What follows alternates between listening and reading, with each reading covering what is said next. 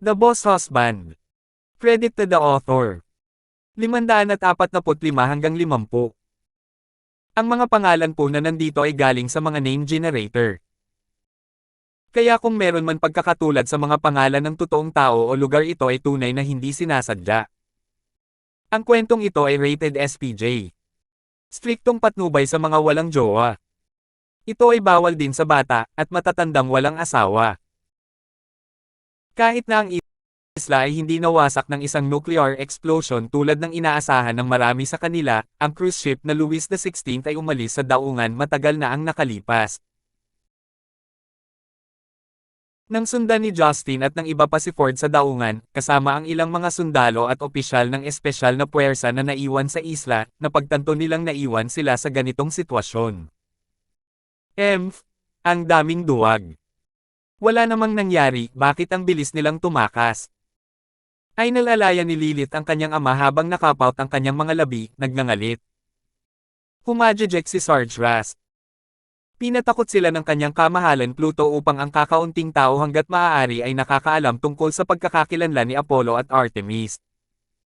Lumingon si Justin at ngumiti. Sa mundong ito ng mga tao, mas mabuti para sa magkabilang panig na manatiling lihim ang pagkakakilanlan ng isa't isa. Nilinggan niya si Ford. Deputy Director Ford, natatawid ko pa rin ang dagat kahit walang barko, pero hindi pwede ang mga kaibigan ko dito. Dapat may reserved ship ka, di ba? Agad namang tumango si Ford. Tama, mayroon kaming backup na cargo ship, yan, Your Majesty Pluto. Mangyaring maghintay sandali, ako mismo ang magpipilot nito ngayon din. Para kay Ford, si Justin ay isang mahusay na benefactor, dahil kung wala siya ay nagawa na ang pamilya ni Ford, at ang buong France ay nadula sa mga kamay ng taksil na si Daphne. Kahit na hindi ginawa ni Justin ang mga bagay na ito para sa kanya o sa kanyang bansa, hindi pa rin ito nakaapekto sa pasasalamat ni Ford. Habang papaalis si Ford para kunin ang barko, dinala ni Sauron ang itim na kahon na naglalaman ng Sword of Thanos. Kamahalan Pluto, ano ang dapat nating gawin sa espadang ito? Binigyan ito ni Justin ng isang komplikadong sulyap. Noong una ay naisip niya na maaari niyang gamitin ang espadang ito bilang pain para sa misteryosong tao, ngunit wala kahit isang anino. Ikinumpas niya ang kanyang kamay. Hawakan mo ito, at pagkatapos mong makabalik sa Paris, hayaan ang Sea Eagles na dalhin ito sa Forgotten Realms at ibigay ito kay Ron para itago. Ngunit isa lang itong ordinaryong banal na sandata, walang gaanong pakinabang ang isang ordinaryong tao para dito.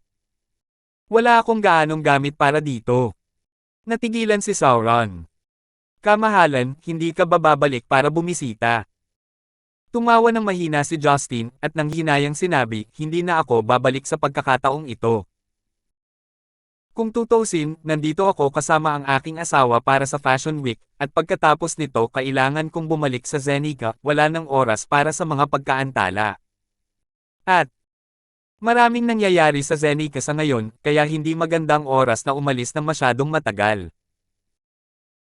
Ang master ng Tangklan ay may sakit, ang kanyang sariling pananakit ay nangangailangan ng inspeksyon at paggamot, gusto ni Karina na ibalik niya siya sa Central City, at ang Dragon Group recruit ay malapit nang matapos ang kanilang pagsasanay. At sina Rebecca, Yuna at ang iba pang pamilya ay naghihintay sa kanilang pagbabalik. Hindi inisip ni Justin na sa mga ganitong sitwasyon, isang magandang opsyon ang pagbisita sa mga matandang kaibigan. Nawala ang mga ngiti ni Sauron at ng iba pa, ngunit iginagalang nila ang desisyon ni Justin. Makalipas ang higit sa 10 minuto, si Ford ay nagpapilot ng isang cargo ship upang kunin ang mga tao sa daungan, at sila ay nagtungo sa kung saan naruroon ang barkong pandigma. Nang marating nila ang lugar kung saan nagyelo pa rin ang dagat sa loob ng daan-daang metro, nakaramdam sila ng lamig hanggang sa buto. Ang purong puting hamog ay parang isang higanteng northern ice flow na lumutang dito. Ang eksena sa monitor ay sapat na nakakagulat. Ngayon, nang makita ito ng kanilang sariling mga mata, hindi sila naglakas loob na isipin kung paano itinapon ang nakamamatay na yelong ito. Lahat kayo ay maaaring manatili. Tatapusin ko doon at babalik kaagad. Alam ni Justin na karamihan sa kanila sa baka ay hindi makakayanan ang temperatura doon, kaya tumalon siya mula sa kubyerta ng mag-isa at dumaong sa ibabaw ng dagat. Pinanood nila si Justin na lumulutang kasama ang dagat na parang patag na lupa at hindi nagtagal ay nawala na siya sa paningin. Si Justin ay lumitaw sa barkong pandigma na mas parang isang barkong yelo ngayon na lumapag sa harap ni na Steve at Alice. Ang magkapatid na insesto ay magkayakap. Ang lamig sa paligid ay natural na hindi nakakapinsala sa kanila, at si Marian, Harry at ang kanyang ina ay nakahiga pa rin sa ilalim ng kalasag. Para naman kay Daphne na na-freeze pa rin sa yelo, napanatili pa rin niya ang dati niyang pose. Inikat ni Justin si Daphne ng ilang beses, na parang may malapitang pinagmamasdan. Hades, I don't get it. What's there to investigate about this old man? Pinaghintay mo kami ng matagal. Napaawang ang bibig ni Steve. Binigyan siya ni Justin ng patagilid na tingin. Hindi ka ba curious? Kahit na ang pana na ginagamit niya ay isang may depektong banal na sandata, ito ay isang banal na sandata gayunpaman. Kahit sinong dalubhasa ng tao, kahit na sila ang pinakamahusay na espesyal na ahente sa mundo, ay hindi tunay na mailalabas ang kapangyarihan ng isang banal na sandata. Ngunit nagawa ni Daphne kahit na ano paman. Sa pamamagitan ng busog na iyon, tinapos niya ang 3 base militar ng hindi inaasahan. Bagamat may posibilidad na iyon ay ang kanyang katapangan lamang, walang alinlangan na may kakayahan siyang hawakan itong karaniwang banal na sandata. Kumunat ang noo ng magkapatid na kawal. Bagamat kakaiba rin sila, hindi nila naisip kung bakit. Tumigil si Justin sa kanyang pagtakbo at tumayo sa harap ni Daphne. Tingnan mong mabuti. Kahit na siya ay nagyelo sa yelo 12 ng mga degree sa ibaba ng zero, ang kanyang dugo ay dumadaloy pa rin. Ito mismo ay lampas na sa limitasyon ng mga tao. Sa gayon, inilagay ni Justin ang isang kamay sa yelo at sumingit sa isang stream ng truchi. Crack crack. Pagkatapos ng sunod-sunod na malinaw na echo, ang yelo sa paligid ng Daphne ay nabasag sa sahig. Sa katunayan, tulad ng sinabi ni Justin, si Daphne ay hindi na natiling matigas pagkatapos mabasag ang yelo, ngunit bumagsak sa kanyang puwitan habang siya ay humihingal, ang kanyang katawan ay nababalot ng malamig na pawis. Maaaring mga hulugan ito na ang hanggal na ito ay maaaring magkaroon ng konstitusyon sa katawan na higit pa sa mga karaniwang tao. Alam na alam ni Alice kung gaano kalamag ang kanyang yelo, hindi ito maaaring tiisin ng mga tao. Ngumiti si Justin ng masama at tumingkayad habang nakatingin kay Daphne. Sabihin mo sa amin ang iyong tunay na pinanggalingan. Hindi ka maaaring maging tanga na nagpapanggap bilang Apollo. Paano naging ganito ang iyong katawan, kung paano mo nakilala ang mga Diyos, kung paano mo nakuha ang 2 banal na sandata, sabihin mo sa amin, para mamatay ka ng may pagsasara. Malinaw ang kahulugan ni Justin, anuman ang mangyari, dapat siyang mamatay. Ang pagkakaiba lamang ay kung ito ay magiging sa ginhawa o sakit. Puno ng hinanakit ang mga mata ni Daphne. Kinuha niya ang detonator at pipindutin na sana ang buton, bago biglang napagtanto na walang kabuluhan kung gagawin iyon dahil walang natira sa isla. Inihagis ni Daphne ang detonator sa hindi mapigil ang galit na durog-durog. Si Justin ay hindi nagmamadali. Sa pagtingin kay Daphne na humihingal na nakayuko, natitiyak ni Justin. Pagkaraan ng mahabang panahon, paus na sinabi ni Daphne, ito ay ang banal na liwanag. Ang isip ni Justin ay nagbigay ng biglaang paggulo. Hindi niya akalain na ito ang magiging dahilan. Banal na liwanag. Pinaliwanagan ka ng banal na liwanag. Hindi mapigilan ni Justin na matuwa. Ngumisi si Daphne. Ano, hindi ka naniniwala sa akin? Nag-isip sandali si Justin. Ituloy ang pagsasalita. Ako ang magpapasya. Mahigit 30 taon na ang nakalilipas, nahuli ako kasama ng iba pang mga kabataan sa parehong edad sa isang underground research base sa Madagascar upang magamit bilang mga paksa ng pagsubok. Sigurado akong alam mo ang organisasyon at ang kanilang mga eksperimento, sabi ni Daphne. Zero. Siyempre alam ni Justin, isa rin siya sa mga test subject nila. Si Zero ang gumamit ng bato ng Diyos para baguhin ang kanyang katawan, at dahil doon kaya niyang maging Diyos. Ito rin ang dahilan ng mga trahedya ng mga nakaraang taon. Noon, personal na winasak ni Justin si Zero dahil sa kanyang sama ng loob sa lahat ng ginawa nila sa kanya. At muli lang niyang itinatag ang bagong Zero upang patatagin ang sistema ng mga mamamatay tao, at wala ng mga eksperimento sa mga paksa ng pagsubok. Nagpatuloy si Daphne, sa totoo lang, nabigo ako sa eksperimento, at naisip ko na patay na ako. Akala ng mga baliw na siyentipikong iyon ay patay na rin ako. Hindi ko alam kung ito ay dahil sa kanilang pagkadulas, o may problemang lumitaw sa ilang bahagi ng eksperimento. Marahil kapag naghanda sila para sa aking pagkakalantad sa banal na liwanag, may ilang paglihi sa gilid ng bangkay. Sa dulo, umakyat ako sa gilid ng bangkay. Napakasimple lang talaga ng kwento ni Daphne. Noong bata pa siya, nalantad siya sa sinag ng banal na liwanag tulad ni Justin, ilang abnormalidad lang ang nangyari. Bagamat wala siyang endless resolve restoration scripture bilang isang lihim na tool sa kaligtasan tulad ni Justin, nabuhay siya. Bagamat hindi kumpleto ang eksperimento, nalaman ng bagong Daphne na ang kanyang katawan ay higit, mas malakas kaysa sa mga normal na tao. Ang kanyang puso sa una ay puno ng puot, at gusto niyang bumalik sa base upang maghiganti.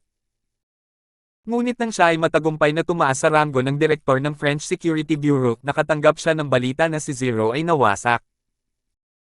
Sa masalimuot na emosyon, bumalik siya sa base ng Zero, na winasak ni Justin, upang alamin ang katotohanan para sa kanyang sarili.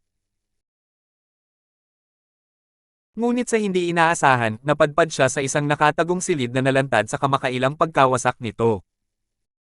Sa silid, natagpuan niya ang iba't ibang mga dokumento sa mga Diyos, pati rin ang longbow at ang Sword of Thanos.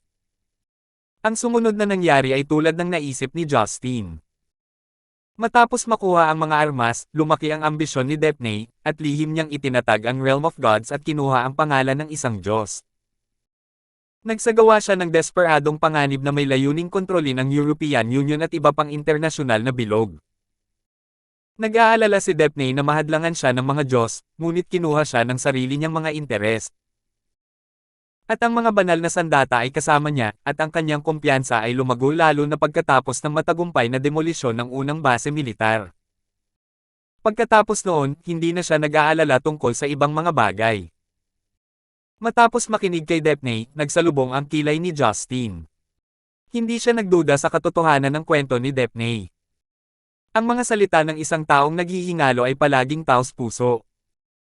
Kaya lang, ngayong may isang tulad ni Daphne, magkakaroon pa kaya ng iba pang katulad niya sa mundo na nabuhay sa banal na liwanag. Imposibleng magkakaroon ng maraming kasanayan tulad ng Endless Resolve Restoration Scripture, ngunit hindi rin ito ang isa sa mundo.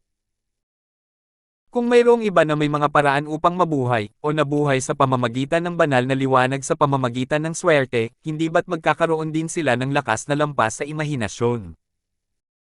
Si Daphne ay pinaliwanagan lamang ng banal na liwanag at hindi isang kumpletong tagumpay, ngunit nagagamit na niya ang mga banal na sandata. Maliwanag na ganoon kalakas ang kapangyarihan ng bato ng Diyos.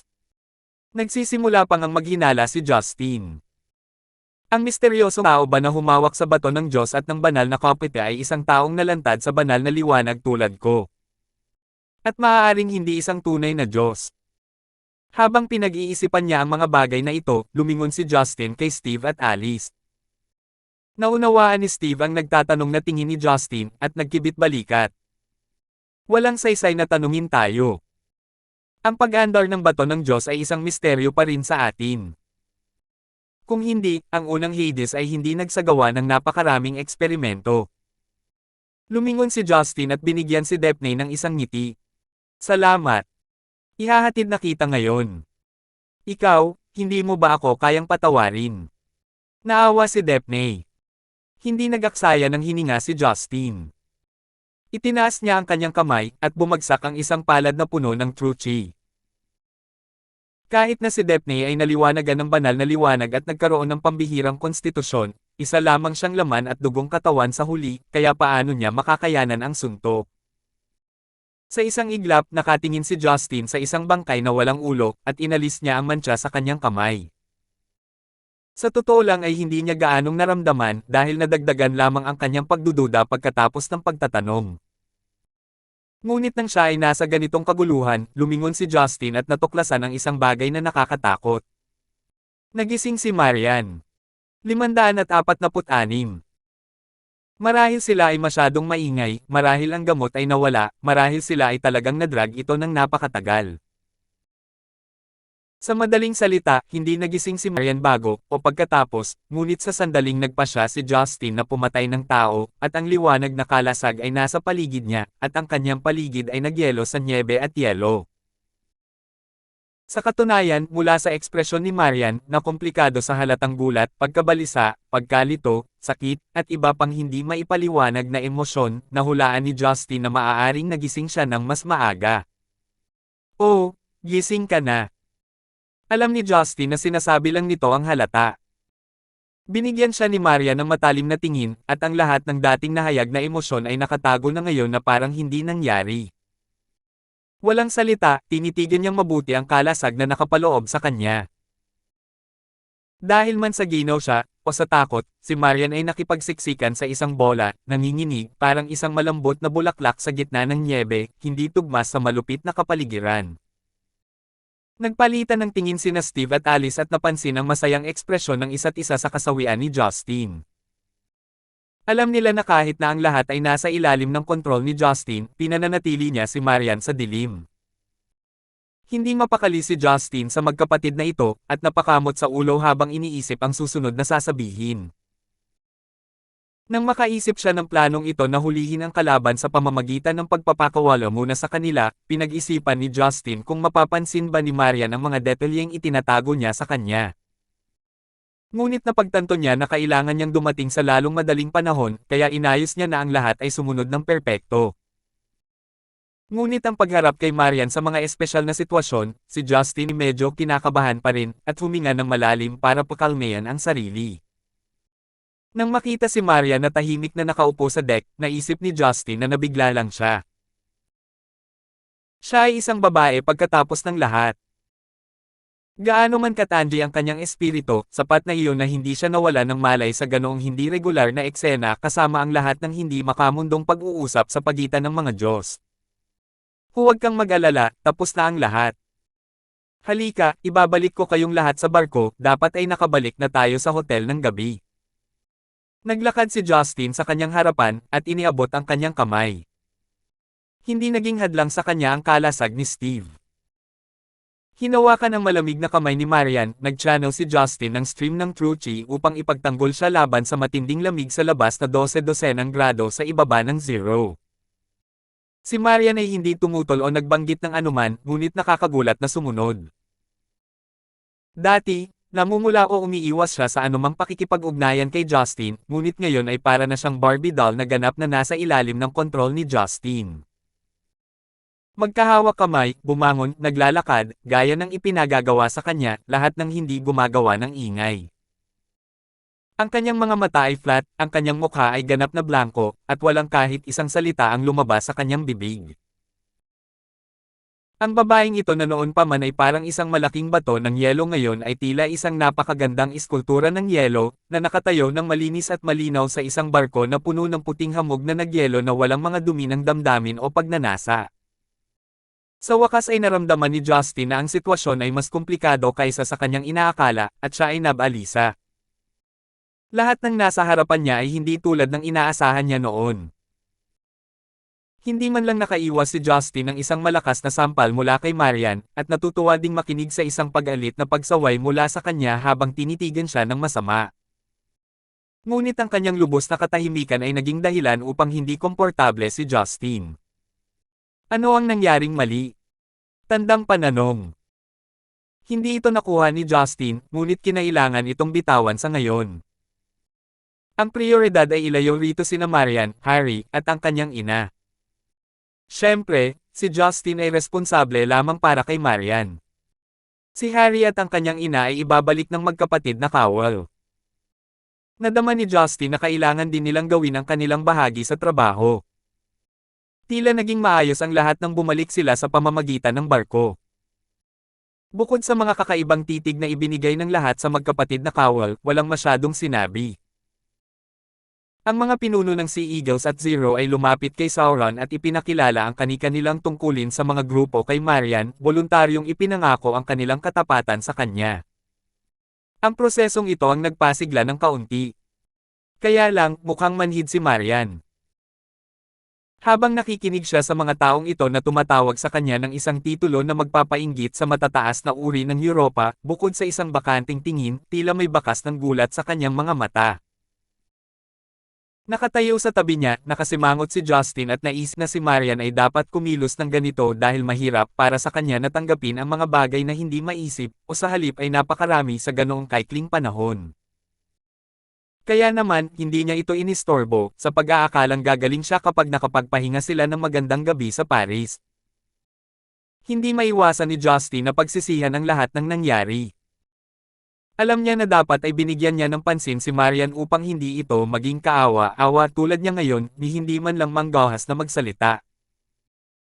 Kung ikukumpara sa naunang mapagpasyahan, masiglang babae sa karera, ang Marian ngayon ay walang laman na mga mata na walang lakas na magsalita, at mas parang tupa sa sulok. Hindi lang sanay si Justin. Pagkarating sa daungan sa Le Havre, dinala ni Justin si Marian kung saan niya ipinarada ang Maybach, at tinulungan ang malambot na katawan na si Marian sa loob. Inayos niya ang kanyang upuan bago pinaandar ang sasakyan, at binuksan ang heater. Mas mabuting hindi malamigan pagkatapos mabigla dahil napakalamig ng hangin sa labas. Dear wife, magpahinga ka muna dito, babalik ako maya-maya para ihatid ka pabalik sa hotel. Nakangiti si Justin habang nagsasalita siya ng masigla, hindi alintana kung nakikinig ito sa kanya. Matapos siyang manirahan, bumalik si Justin sa daungan. Ang ilan sa mahigit daang tao na nakataka sa Louis XVI ay nagkahiwa-hiwalay, ngunit mayroon pa ring isang batch na natitira. Dahil ayaw ni Alice at Steve na ihayag ang kanilang pagkakakilanlan ng buo, ang kanilang gawain ay kinasangkutan lamang ni Daphne na nagpapanggap bilang Apollo, at Justin na nagkaraong sumali. Bilang saksi, natural na hindi nang ahas si Ford na ibunyag ang lahat ng nangyari, ngunit ikinwento lang ang krimen ni Daphne at inilagay ang lahat ng kredito kay Justin. Walang ibang paraan. Walang sino man ang maniniwala na kahit sino maliban kay Justin ay maaaring humarap sa bagay na ito ng madali, o sa katunayan, sa lahat. Ngunit hindi nag-alala si Justin na may gulo na bumangon mula sa napakaraming tao na nakakaalam sa kanyang pagkakakilanlan. Ang mga grupong ito ay hindi tanga. Hindi nila isa sa panganib na masaktan siya sa pamamagitan ng paglilibot sa pagkalat ng katotohanan tungkol sa kanyang pagkakakilanlan at kung nasaan. Sa totoo lang, masaya ang mga taong ito na hindi patunayan ang pagkakakilanlan ng mga Diyos. Ang pagkakaroon ng mga Diyos ay makakaapekto lamang sa katatagan ng iba't ibang mga rehimen, at ang mga relihiyon ay lalawak ng masigasig. Tiyak na patutol dito ang mga awtoridad. Katulad noong bumalik siya sa Zenica, alam ng Yellow Flame Iron Brigade ang kanyang posisyon bilang Diyos ngunit hindi basta-basta ihahayag ang katotohanan iyon. Kaya kahit na alam ng lahat ang tungkol sa pagkakakilanlan ni Justin at ng magkapatid, hindi nila ito ilalabas. Sa isang daigdig na idinidikta ng mga tao, ang mga Diyos ay handang magmasid ng tahimik, iyon ang perpektong pagtutulungan. Kaya naman, itinuloy ng magkapatid na Cowell ang pagiging nasadyap ng mga bihag, habang sina Sauron, Abbas Morgana, Sarge Ras, at iba pa ay sumaksi. Ang usapin ay naunawaan bilang ganoon, at ang mga natitirang maluwag na dulo ay itatali sa ibang pagkakataon kapag ang pamahalaan ay may sariling pagpupulong. Dahan-dahan, marami sa mga organisasyon ang nagsimulang umalis. Si Takamagahara at ang Espada sa Bato ay kabilang sa mga huling umalis. Ang Espada sa Bato ay tila nagbago ng kanilang saloobin kay Justin. Kung tutusin, sila ay nakaligtas lamang sa pamamagitan ng kanyang biyaya. Isang simpleng poem ang mga kakaibang nilalang mula sa Takamagahara, sa kanila, ang pagkilala ay isa ng malaking tanda ng paggalang. At bagamat medyo ilang tao ang naglalaway sa Sword of Thanos sa mga kamay ni Sauron, hindi sila ng ahas na bumunot ng ngipin mula sa bibig ng halimaw na si Justin, kahit na si Justin ay hindi gumawa ng malaking bagay sa espada sa simula. Iyong kamahalan Pluto, ayaw mo ba talagang kunin ang banal na sandata na ito? Nakahawak sa itim na kahon, hindi sigurado si Sauron at kinonsulta si Justin. Tinapik ni Justin ang balikat ng dati niyang kaibigan. Kunin niyo, at ibigay kay Ron. Wala akong silbi sa espadang ito. Akala ko may aagaw dito pero mukhang mali ang hula ko. Magiging hindi kailangan at magulo na bagay dito sa akin. Tumango si Sauron, at walang sinabing anuman, binigyan si Justin ng isang saludo ng sundalo, at pinalayo ang iba. Si Ford at ang iba pang opisyal ng pransya ay nanood ng isang bagay na sa kanila ay inaalis ng ganoon na lamang, at hindi sila nang ahas na magreklamo kahit na hindi nila ito masyadong naramdaman.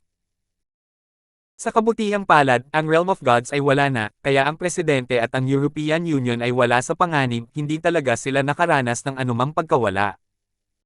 Maya-maya lang, lumapit ang mag-amang pares ni na Sardras at Lilith. Inakay ni Sardras si Lilith na bahagyang yumuko at ngumiti. Maraming salamat sa mga aksyon ng iyong kamahalan Pluto. Nais kong ipaabot ang isang imbitasyon sa aking sinaunang kastilyo kung ang iyong kamahalan Pluto ay handang manatili ng ilang araw, at hayaan kaming parangalan ka sa pamamagitan ng pagiging iyong mga host. Mabilis na ikinaway ni Justin ang kanyang kamay. Ayos lang, hindi ako interesado sa 1,000 taong gulang na bahay na iyon. Ngunit kailangan mong mabilis na bumalik at magpagaling pagkatapos mong saksakin ng Lance of Longinus. Kung bumagsak ang pinuno ng angkan ng Venture, magugulo si Camarilla. Medyo napahiya si Sardras.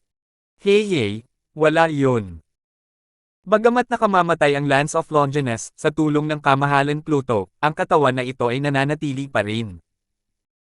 Bukod sa kanya, nagniningning ang maliwanag at magandang asul na mga mata ni Lilith. Kung ano man ang iniisip niya, parang nahihiya siya, pero nanatiling tahimik. Sa likod nila, naiinip na ang magkapatid na kawal.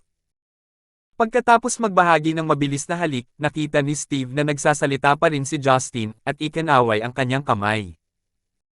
Malakas ang loob kong sabihin, Mr. Gibson, hinihintay ka pa rin namin para sa biyahe pabalik ng Paris. Pwede bang bilasan mo? Ang lamig dito sa labas. Ang natitirang mga tao ay lihim na nanunuya. Ang galing ng dalawang ito magpanggap na lamig pa kaya sila. Kutsay na sana ni Justin ang magkapatid sa pamamagitan ng ilang linya, ngunit isang alerto ang biglang pumasok sa kanyang isipan. Ay hindi. Nang naramdaman niyang may mali, huli na ang lahat. Mga 100 metro ang layo, si Sauron at ang iba ay pabalik na sa kani-kanilang mga sasakyan, ngunit sa hindi inaasahang pagkakataon ay nagkaroon ng biglang alon sa kalawakan sa tabi ni Sauron na nasa harapan. Walang oras na mag-react si Sauron bago niya nalaman na nawawala ang kahon sa kanyang kamay. Kling-klang. Umalangaw-ngaw ang matalim na tunog ng metal, ang espada ni Thanos, na ngayon ay wala na ang kahon, ay dumaong sa lupa. Ang tatlong figure ni na Justin, Steve, at Alice ay lumitaw sa harapan ni Sauron halos sa sandaling lumapag ang espada, na nagpalundag sa kanilang lahat. Late pa rin tayo, bulong ni Justin. Wala siyang nagawa kundi ngumiti ng mapait. Akala niya ay nagkamali siya ng kalkula na ang misteryosong taong ito ay hindi kukuha ng Sword of Thanos.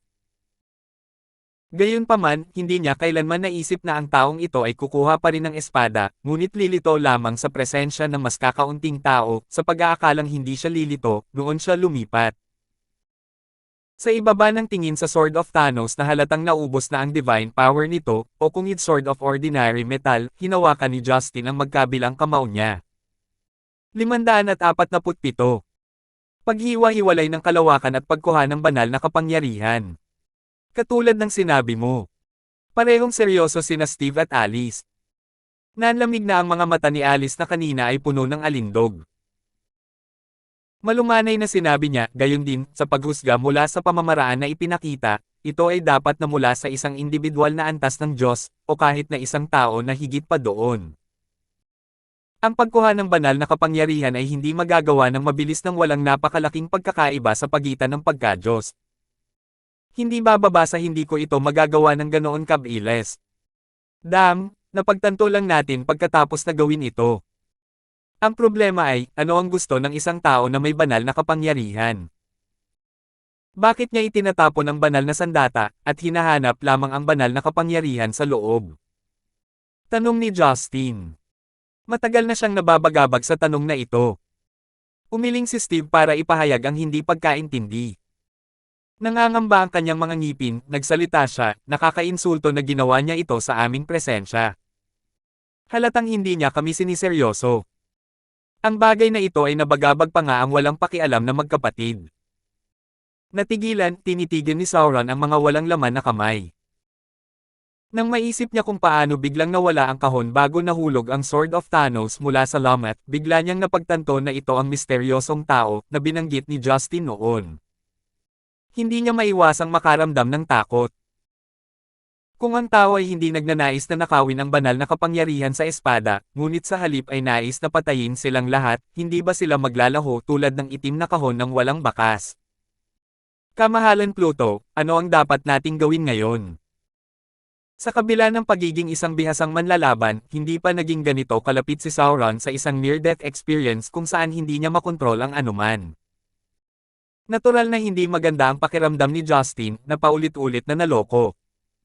Gawin mo ang anumang gusto mo.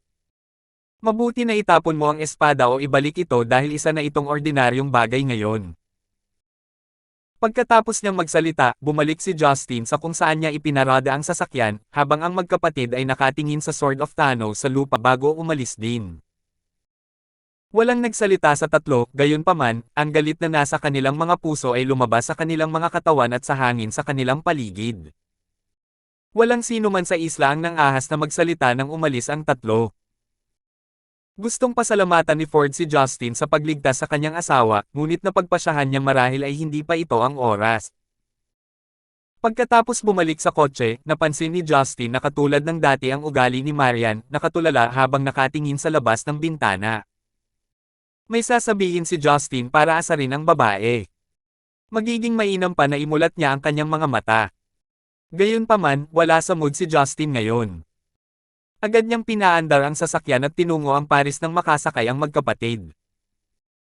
Madaling araw na pagkatapos ng ilang oras nang huminto ang sasakyan sa labas ng Hotel Sofitel.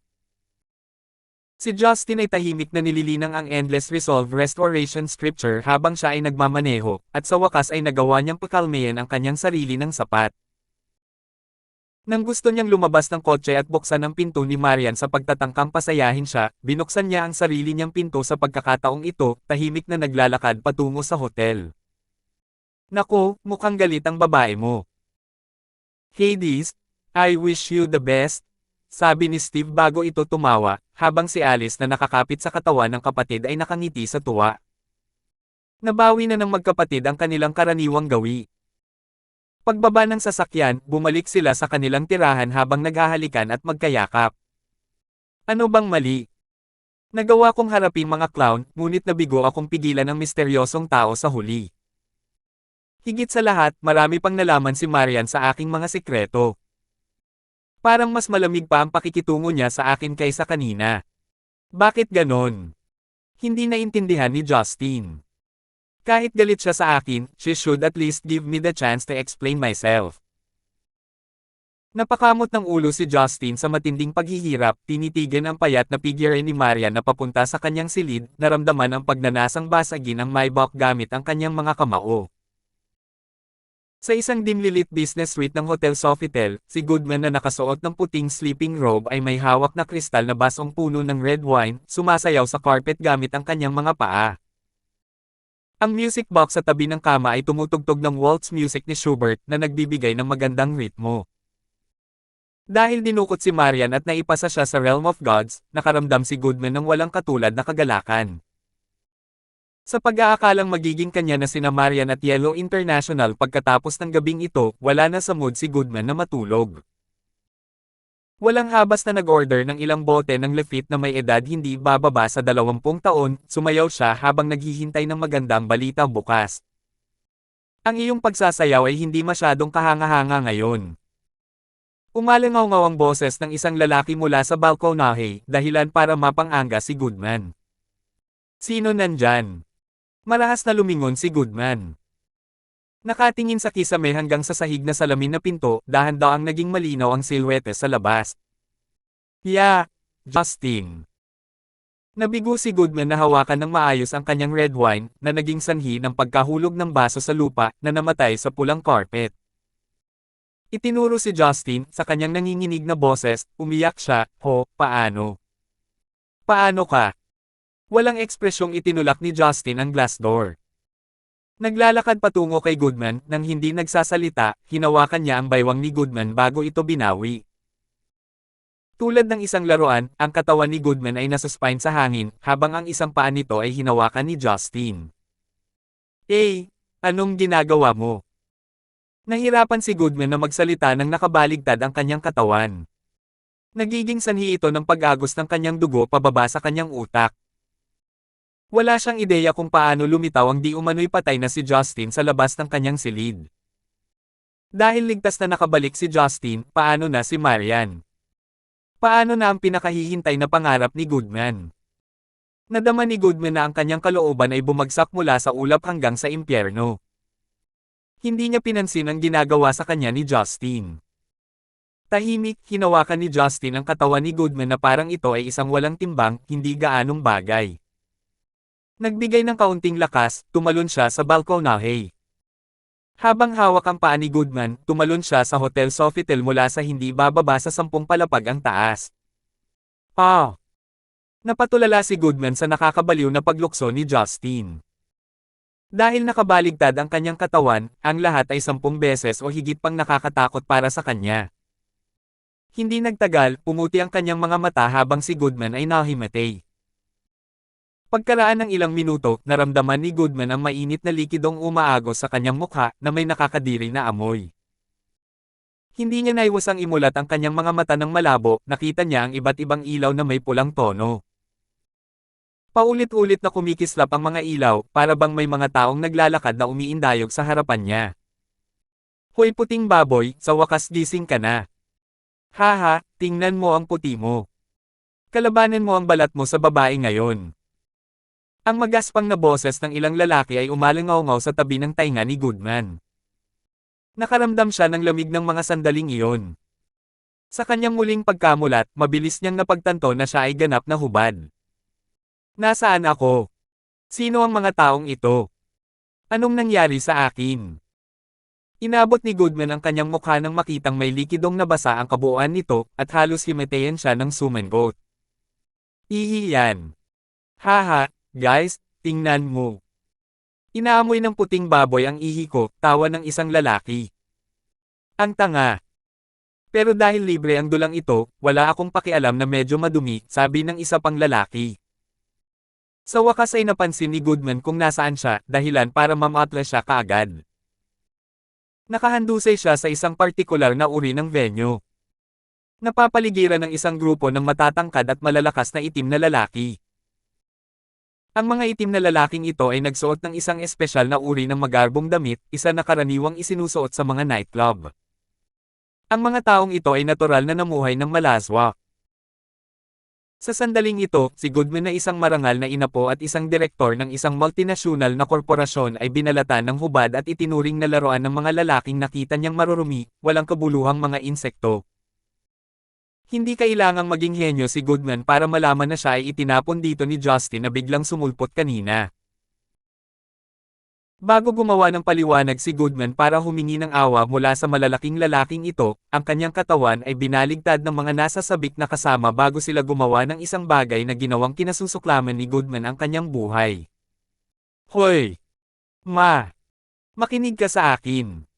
Kaya kung nais sabihin ni Goodman na maaari niyang bayaran sila ng 1 toneladang pera hanggat maaari niyang iwan ang lugar na ito nang hindi nagalaw. Umalangaw-ngaw ang hiyawan ng paghihirap mula sa makulay na lugar. Ngunit ang tunog ay hindi nakakagulat sa maliwanag na ilaw ng mga kalye. Ang distritong ito ay Moulin Rouge.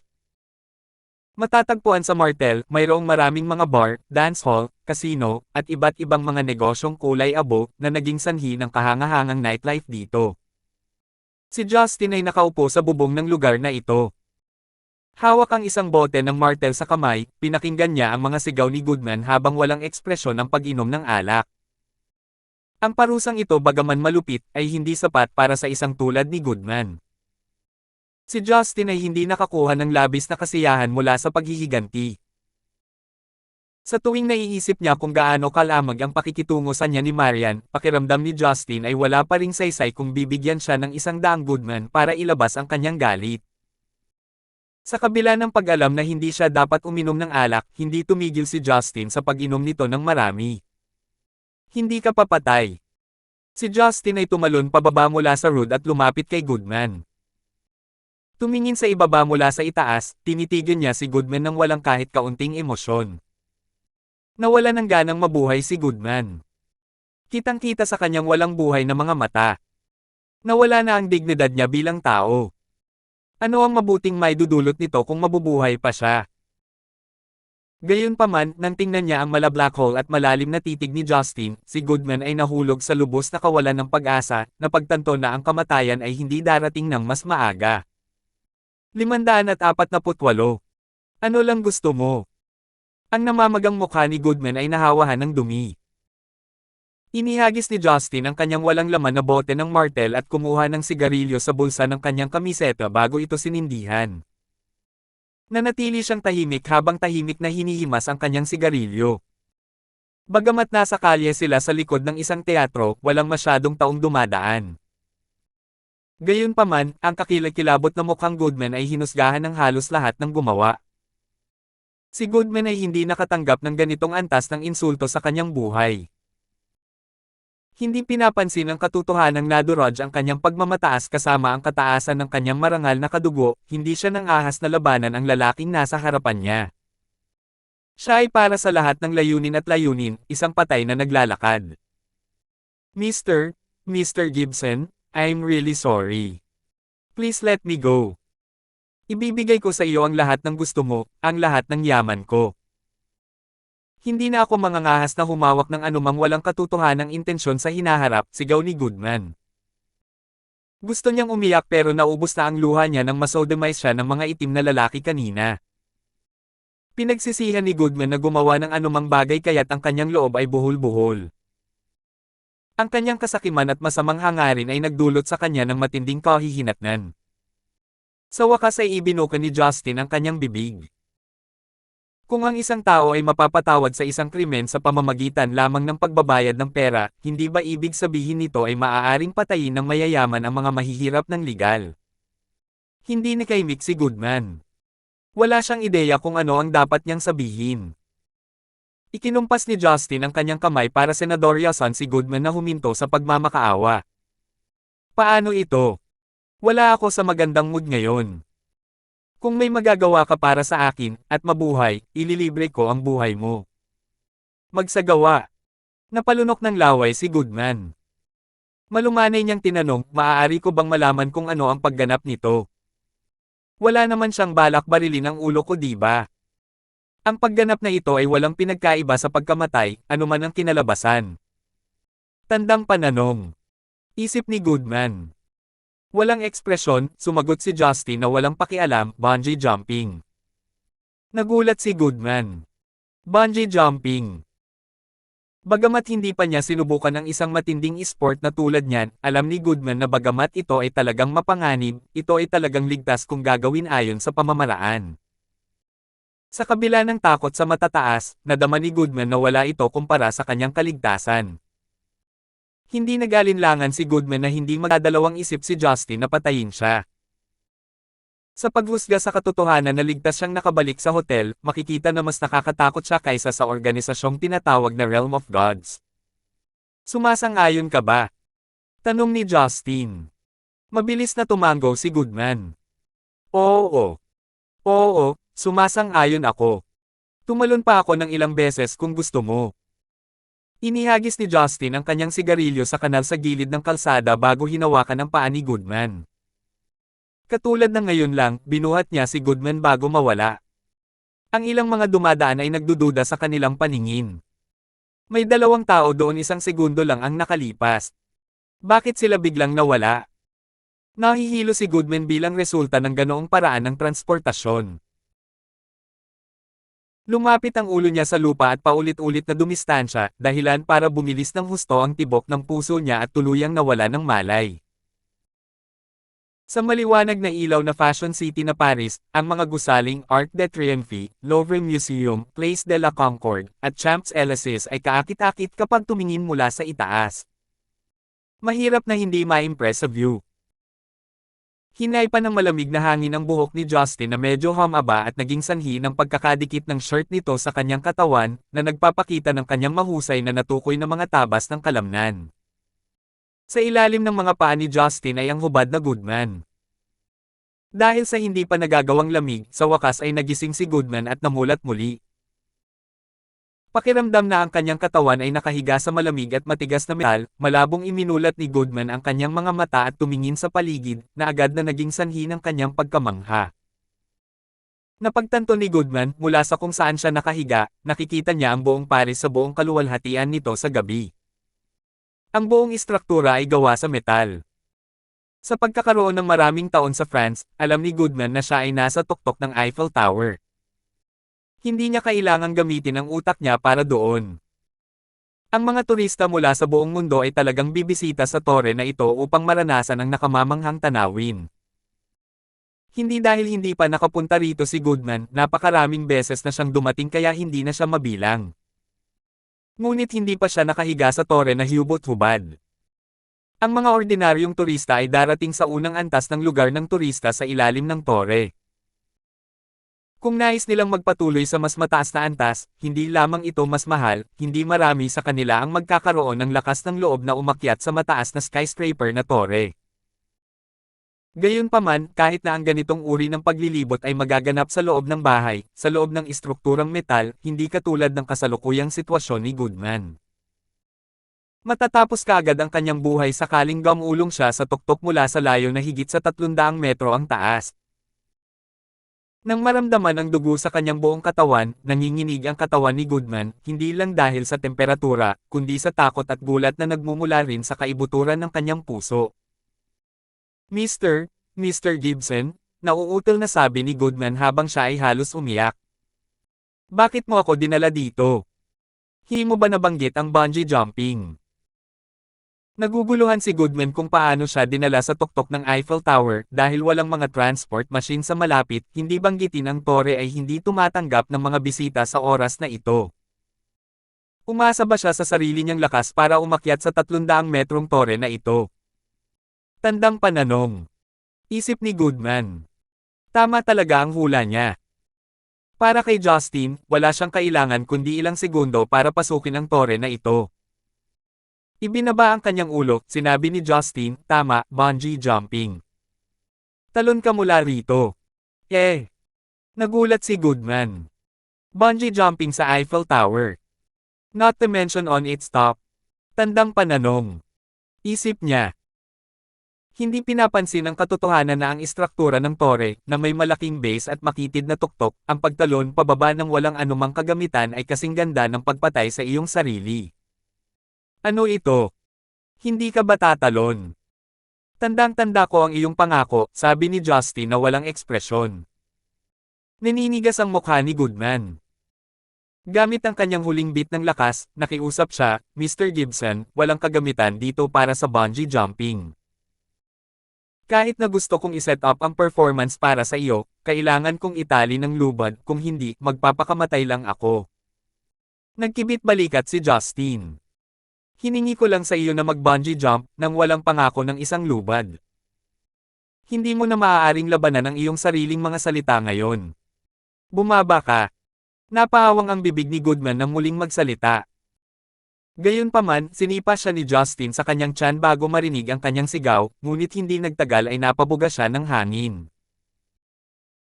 Bumagsak mula sa tuktok ng Eiffel Tower ang maputi na katawan ng lalaki, na paulit-ulit na nabangga sa metal na istruktura, na naging sanhi ng pagkakakibot, pagkabasag, at pagyuko ng kanyang katawan. Kinulayan ng pula ng kanyang dugo ang tore, ngunit mabilis na naalis ng hangin. Hindi nag-alala si Justin kay Goodman. Kung hindi dahil sa bad mood niya, hindi na siya mag-abala pa sa pagpapahirap. Sa totoo lang, si Justin mismo ay nakaramdam ng hindi komportable sa pagsasagawa ng ganoong gawain. Ang pamamaga at pananakit ng kanyang ulo ang pinakamagandang patunay. Gayunpaman, walang pinagsisisihan si Justin. Matagal na niyang pinaalalahanan si Goodman, ngunit pinili pa rin ng huli ang landas ng pagkakanulo.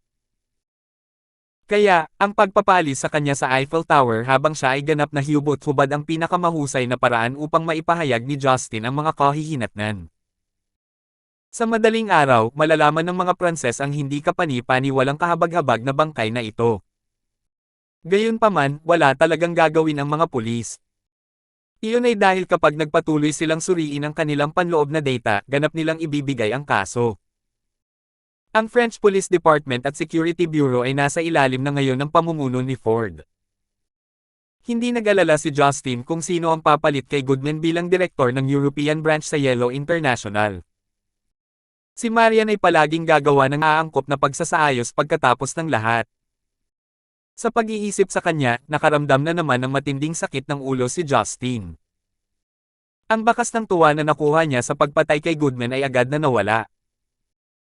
Sa madilim na gabi, pagkatapos maramdaman ang lamig ng hangin, bumalik si Justin sa kanyang sariling silid sa hotel na parang anino.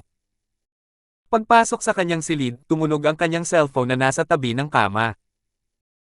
Kasalukuyang hating gabi sa France, ngunit sa Zenica, bandang hapon na iyon, kaya hindi ito nakita ni Justin na kakaiba. Kinuha ni Justin ang kanyang telepono, napagtanto ni Justin na ito ay isang tawag mula kay Talia. Bago pumunta sa France, sa kwarto ni Talia, natulog siya kasama nila ni Roslyn. Posible bang nami-miss na niya ito pagkatapos lamang ng ilang araw na hindi nagkikita? Nang maisip ni Justin ang kanyang ilang mga babae na naghihintay sa kanyang pagbabalik ng may pag-asa, ang kanyang pagkabalisa ay agad na nawala ng bahagya. Tama, kailangan kong magpakasaya, kahit para sa mga babaeng walang sawang nagmamahal sa akin. Di ba Cold War lang sa babae? Makakakuha ako ng pagkakataon na basagin ang pader ng yelo, tulad ng dati. Little Talia, hating gabi na dito sa France.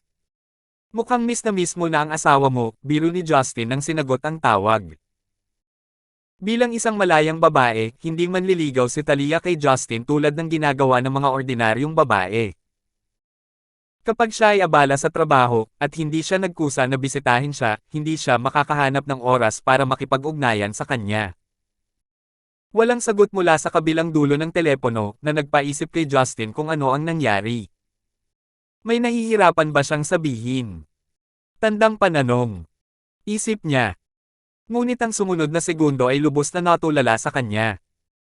Ako ito, ang ina ni Talia, sagot ng isang mature at medyo pamilyar na boses ng babae. Muntik nang malaglag ni Justin ang kanyang telepono sa lupa. Damn it! Nanay ni Talia. Ibig sabihin, siya si Hilda na nakilala ko noon sa Sichuan, isa sa mga biyenan ko. Laging mahirap makipagkita sa mga in-laws. Gaano man kalimitan ang pagiging dominante ni Justin, kailangan niyang pigilan ang karamihan sa mga iyon kapag nakikipagkita sa mga magulang ng kanyang mga babae. Dahil sa guilt na hawak niya sa puso niya. Hehe, si nanay pala. Bakit mo ginagamit ang telepono ni Talia? Say, bakit hindi niya binilhan si nanay ng fax? Habang nagsasalita si Justin, agad niyang napagtanto na may mali. Hindi ba nasa Sichuan ang nanay ni Talia? Bakit nasa kanya ang phone ni Talia? O nakauwi na ba si Talia sa kanyang bayan kamakailan? Isip ni Justin. Nagmamadali, nagtanong siya, Nay, bumalik ba si Talia sa kanyang bayan? Magiliw na ngumiti si Hilda. Hindi, ang batang ito ay palaging abala sa labas. Hindi maganda ang pakiramdam ko nitong mga araw na ito, kaya pumunta ako sa Stonegate sakay ng tren. Ngayong matanda na ako, habang ayaw kong aminin, kailangan kong umasa sa aking mga anak para sa pangangalaga. Bagamat si Hilda ay isang babaeng nayon, alam ni Justin na ang kanyang biyenang babae ay tiyak na matalino, kung hindi ay hindi siya nagpalaki ng babaeng tulad ni Talia. Habang si Talia ay may suporta ng dating CEO na makapasok sa Yellow International noong siya ay mas bata sa 20, bago siya dumating sa Stonegate, si Hilda Mold ay responsable para sa kanyang pag-aaral sa loob ng halos 2 dekada. Sa kasalukuyan, si Hilda ay naghahatid ng isang talagang simpleng mensahe. Una, unti-unting lumalala ang kanyang katawan sa araw-araw, at kailangan niyang bisitahin ang kanyang anak na babae sa Stonegate dahil walang bumisita sa kanya. She was obviously expressing her dissatisfaction for the junior's negligence. Pangalawa, ginamit niya ang terminong mga anak, sa halip na anak na babae, na nangangahulugang tinanggap niya si Justin bilang kanyang manugang. Gayunpaman, hindi kailanman nakipag-ugnayan sa kanya si Justin mula noong umalis siya sa Sichuan kanina, hindi niya inaasahan na magustuhan niya si Hilda. Alam na alam ni Justin ang simpleng loika na ito.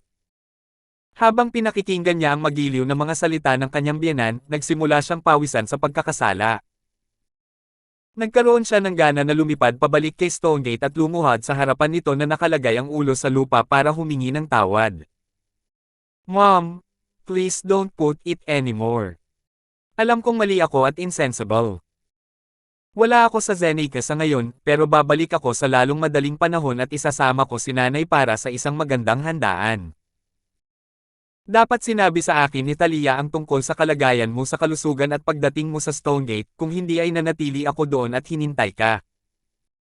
Sinabi ni Justin ang mga bagay na kahit siya mismo ay hindi naniniwala, ngunit hindi siya namula habang ang kanyang tibok ng puso ay nananatiling stable.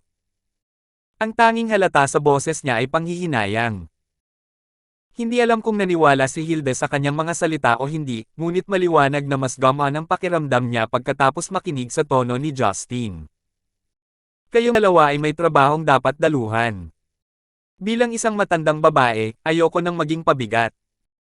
Justin, talagang nami-miss kita ng kaunti, kaya hiniling ko kay daughter na tawagan ako.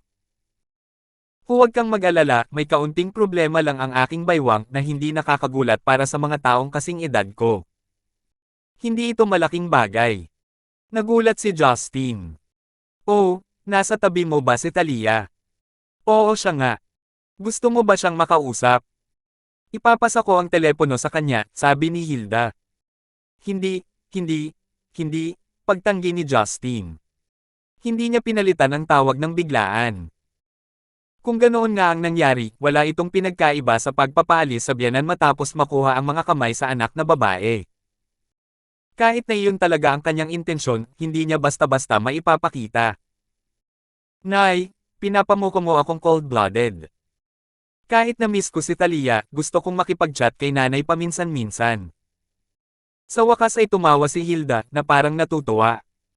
Smooth talker ka, bibigyan kita niyan, huwag mo akong dayin. Ano bang meron para i-chat mo ako, matandang babae? Sige, stop putting up an act. Ipapasa ko ang telepono kay Talia ngayon at hayaan na kayong mag-usap. Tumutulo ang pawis ni Justin sa kanyang noo. Ang mga lumang luya ay talagang ang pinakamainit. Posible pa nga na matagal nang napansin ang kanyang hindi tapat na puso, ngunit hindi nalantad. Rinig na rinig ang reklamo ni Talia nang maipasa ang telepono, na para nahihiya siya sa sinabi ng kanyang ina. Pagkatapos ay sinabi niya kay Justin, dapat mong pagsikapan ang iyong kakilakilabot na mga kasanayan sa pag-arte. Masyado kang hindi sinsero kaya't nagawa ng nanay ko na makita ito kaagad. Okay, little Talia, hindi mo talaga ako masisisi dyan. Ang makapangyarihang biyanan ay talagang may mga mata ng agila. Hindi ko inaasahan na malalaman niya ito. Lalo na hindi sa pamamagitan ng telepono, ngumiti si Justin ng mapait. Tumawa si Talia, tila tuwang-tuwa na dumating ang kanyang ina sa Stonegate. Kailan ka babalik? Isang masamang ngiti ang pinakawala ni Justin. Ano ba? Nami-miss na ba ni Little Talia ang kanyang hobby? O nahihirapan kang makatulog kapag nag-iisa ka sa unan mo? Hindi mo ba kayang magsaya kasama si Roslyn? Halatang masaya ka sa kanya noon. Hoy! Saway ni Talia. Nasa kusina ang nanay ko. Magsalita ka ng mabuti. Anong kalokohan ang pinagsasabi mo? Kung hindi dahil sa'yo, bakit ako matutulog na magkasama ni Roslyn nang wala sa oras? Magkasama tayo sa iisang pamilya sa hinaharap, kaya dapat pagbutihin natin ang ating relasyon. Mabuti na lang at natulog kayong magkasama para hindi ako nahati sa dalawang lugar, walang kahihiyang sabi ni Justin. Bamantong hininga si Talia at ibinasura ang paksang tiyak na matatalo siya. Sige, ingatan mo ang sarili mo kung wala kang balak sagutin ako. Gusto ko noon alamin kung kailan ka babalik para makagawa tayo ng solusyon para sa sitwasyon natin. Dahil hindi ka mapagkakatiwalaan, paano kung may maisip ang nanay ko at tutol tayo kung magkasama tayo? Biglang may naisip si Justin. Munting Talia, magtatagal ba ang nanay natin sa Stonegate? Anong ibig mong sabihin? Hindi ba siya nakatira dito? Malamig na tanong ni Talia. Ang pagpayag sa kanyang ina na masiyahan sa buhay sa lungsod at pag-aalaga sa kanya ang kanyang nais. Kanina, natatakot si Hilde na hadlangan ang kanyang anak, kaya tumanggi siyang pumunta sa Stonegate. Ngayong napilitan siyang pumunta para sa lumbar treatment, bakit papayag si Talia na muling mamuhay mag-isa ang kanyang ina? Alam ni Justin na nagkamali si Talia. Nakangiting walang magawa, stupid girl, hindi mo ba narinig na mom namin? Amin, hindi yo. Bakit ako magdadalawang isip na patuloyin si nanay sa amin? Sa wakas ay naging malumanay si Talia. I'm quite sensitive when it comes to things like this. I'm sorry, but we really have to think about our affair. Wala ka palagi sa tabi ko, at ang dami mong babae sa likod mo, sooner or later mapapansin ng nanay ko ang problema. Nag-aalala ako na baka hindi niya kayanin. Siya ay nagsasabi ng halata. Walang magulang sa mundo ang umaasa na ang kanilang pinakamamahal na anak na babae ay magiging isang may bahay. Hindi binilang ng matandang si Roland. Hindi ko akalain na makakagawa tayo ng solusyon sa ganoong kaikling panahon. Kapag bumalik ako, pag-uusapan natin ito ng detalyado. Magiging tapat tayo kung kailan dapat, magpaliwanag kung kailangan natin, at itago kung ano ang magagawa natin. Huwag mo ring pabigatin ang iyong sarili sa trabaho. Hindi tulad ni Yellow na babagsak nang wala ka. Gumugol ng mas maraming oras sa iyong ina na hindi ka nagrereklamo. Sabi ni Justin. Humi si Talia bilang pagkilala. Alam niyang tama si Justin, ngunit kung magagawa niya ito ay ibang kwento. Pagkaraan ng ilang sandali ng mas magiliw na pag-uusap ay in-end na ng dalawa ang tawag. Sa dilim, bumantong hininga si Justin. Ang kanyang sitwasyon kay Marian ay naging awkward at wala siyang magagawa. Nang bumalik siya sa Stonegate, hindi lamang niya kinailangan na harapin ang mga bagay na kinasasangkutan ni Tangwan at Karina, kailangan din niyang gumugol ng maraming pagsisikap para kay Talia at sa kanyang ina. Upang lumala ang bagay, habang si Talia ay nananatili kay Roslyn, nakatira siya sa tabi mismo ni Justin. Ano kaya ang solusyon sa lahat ng ito? Nais ni Justin na matulog at kalimutan ang lahat. Gayunpaman, itinaas niya ang kanyang ulo at sumimangot. Ikaw ba? 549. Ang matangkad na figure ay nasa gilid ng balkonahe, na may magandang hugis na mga kurba at buong balakang, ang kanyang ulo na kulot na lumilipad sa hangin na parang alon. Nakabalot ng skin-tight black leather, sapat na ang kanyang magandang pangangatawan para kunin ang dugo ng sinumang lalaki. Ngunit si Justin ay hindi baguhan na hindi kailanman nakakita ng kagandahan, kaya ang pagtingin sa babaeng ito ay hindi nagbawal ng anumang emosyon mula sa kanya. Bukod dito, alam niyang malinaw na si Lilith na vampira ay isang lola na mahigit 200 taong gulang. Bakit mukhang problemado ang iyong kamahalan, Pluto? Kung mayroon kang anumang kailangan mong malutas ng mabilis, sigurado akong kakayanin ko ito. Sa isang iglap, siya ay nasa silid, at pinaupo ang kanyang mabangong katawan sa tabi ni Justin nang hindi humihingi ng pahintulot. Masyado siyang magaling mang-engganyo ng mga tao. Maliban sa angkop na leather na pang-itaas na may bukas na mga pattern ng dekorasyon, nakasuot siya ng masikip na shorts sa ibaba. Bumao ng matambok na puweten sa kutsan habang nakalantad sa hangin ang kanyang makatarungan at matiting na mga hita, ang masikip na tabas ay naglalabas ng bangis ng isang wildcat. Hindi napigilan ni Justin na sumiklab ng may kaunting pagnanasa. Kung hindi dahil sa pagiging low mood niya, baka natuloy na niya ang mga gusto niya. Hindi mo sinundan ang iyong ama pabalik sa England. Hindi ito maaaring para sa ilang hapunan, tama. Tumawa ng mahina si Justin. Si Lilith ay tila bahagyang lumapit ng hindi sinasadya, ang kanyang buong dibdib ay dumidiin sa kanyang braso. Sakto lang ang malambot at sexing hawakan. Sa kanyang masarap na halimuyak, sinabi ni Lilith sa tainga ni Justin, kung gusto ng iyong kamahalan Pluto ng hapunan, mayroong isang ulam na tinatawag na Lilith na naririnig ko ay medyo masarap. Hindi niya magagawang mas malinaw ang mga bagay. Ang matapang na babaeng miyembro ng lahi ng dugo ay hindi alam ang kahulugan ng pagiging reserved, ngunit alam niya ang provocation. Lumingon si Justin at hinarap ang kanyang mga mata na kumikinang na parang mga diamante sa gabi. Nandito ka para akitin ako. Ang iyong kamahalan Pluto ay babalik sa Zenica sa loob ng 2 araw, at kaawa-awang ako ay nais na ibalik ang iyong pabor bago iyon. Tumingin si Lilith kay Justin ng masama na may naiinip na mga mata. Ibinibilang ba ito bilang seduction? Oo. Tumango si Justin. Napangiti si Lilith, at mahinang nagsabi, sige, nandito ako para akitin ka. Napangangasandali si Justin at walang magawang ngumiti. Wala ako sa magandang mood ngayon, kaya wala akong ganang makipagbiroan. Kung ito ay anumang oras maliban dito, kung ang isang walang kaalam-alam na babae na tulad mo ay naghatid ng kanyang sarili sa bibig ng halimaw, tiyak na lalamunan kita. Ngunit wala akong intensyon na ngayon. Dapat kang bumalik. Iniligtas kita at ang iyong ama, na bahagyang dahil sa isang galit na galit ako sa pakikipaghiwalay sa kanila sa Vatican. Gayunpaman, hindi masunurin umalis si Lilith, ngunit nagpatuloy. Bakit hindi pa ngayon? Dahil may asawa ka na.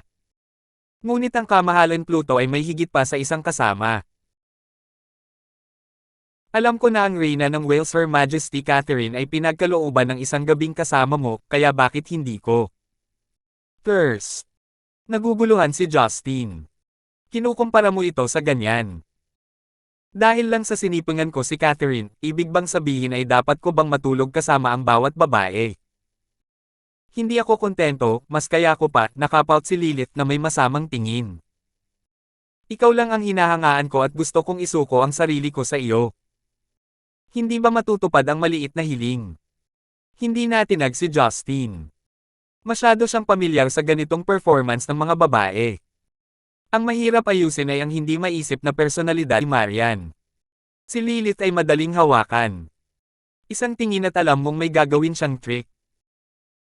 Sa wakas ay napagtanto ni Lilith na ang kanyang sariling tukso, mga pukana, at kaawa-awang maskara ay walang silbi, at tumindig siya ng may pagmamalaki habang ang kanyang mga kamay ay nasa kanyang balakang. Sinaman siya nito ng tingin saglit. O natatakot ka ba na masyado kang ma-attach sa akin, o?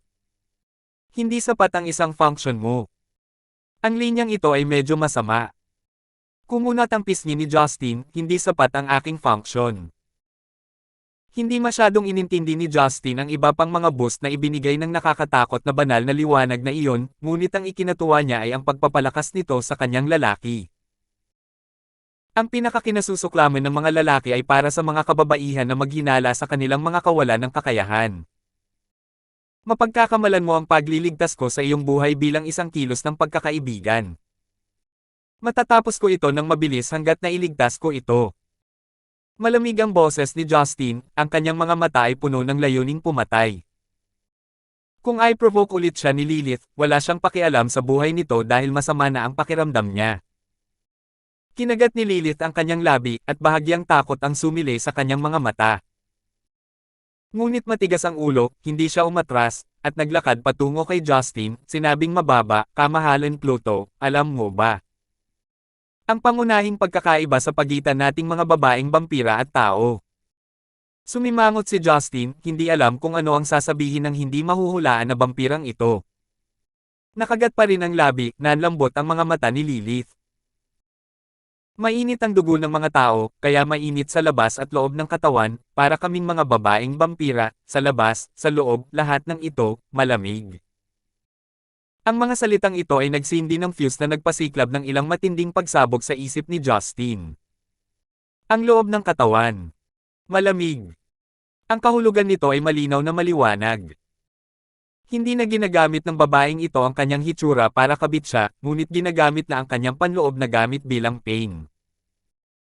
Ang mga mata ni Justin ay kumislap ng may mga kislap, sa mga ganitong pagkakataon, kung talagang wala siyang gagawin, talagang parang hindi niya kaya. Masama ang kanyang kalooban, at ang babaeng ito ay napakapwersa.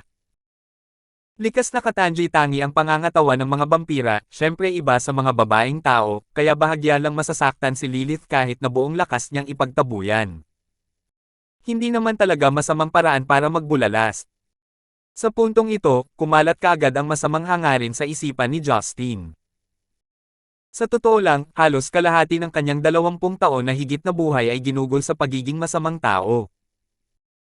Totoong napigilan niya ang kanyang masasamang loob sa loob ng 2 taon niya sa Zenica, ngunit biglang sumambulat ang kalupitan sa kanyang mga buto.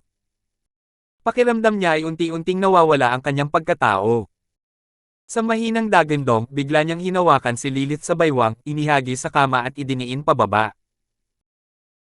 Sa isang galaw ay hinahalikan niya ang humihingal na cherry na labi ni Lilith, at ang kanyang dalawang kamay na hindi napigilan ay hinawakan ang dalawang makinis na bilog ng laman sa dibdib ni Lilith, kinurot ang mga ito sa lahat ng uri ng hugis.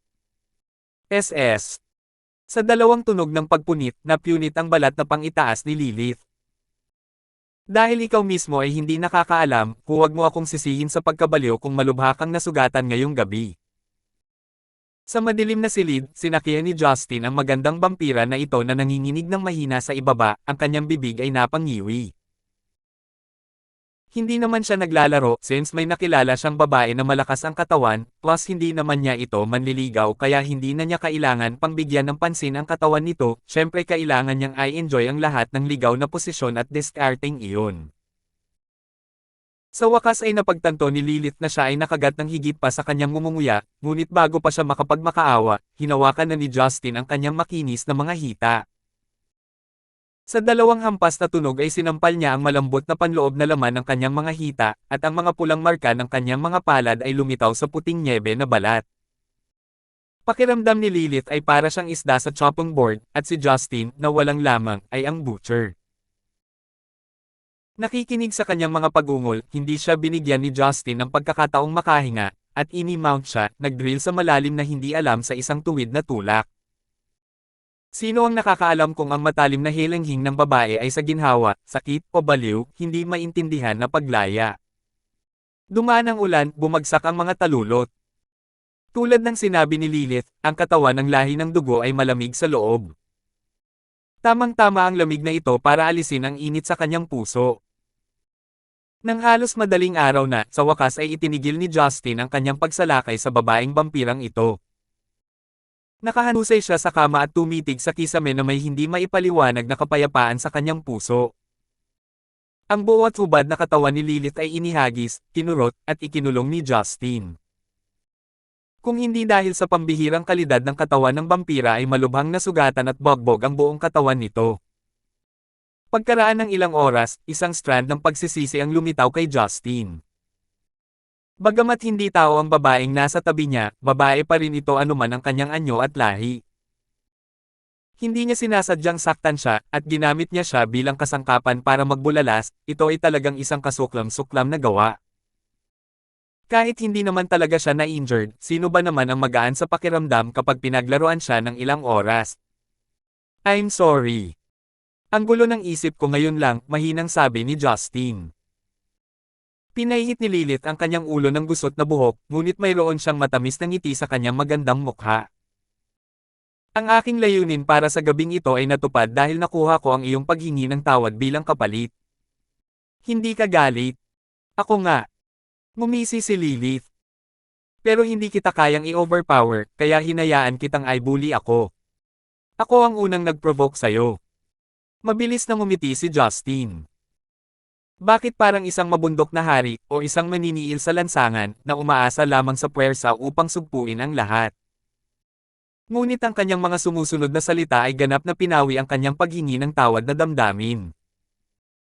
Ibinalot ni Lilith ang kanyang malaahas na kaakit-akit na katawan sa kanyang dibdib at nagtanim ng malamig na halik sa kanyang leeg.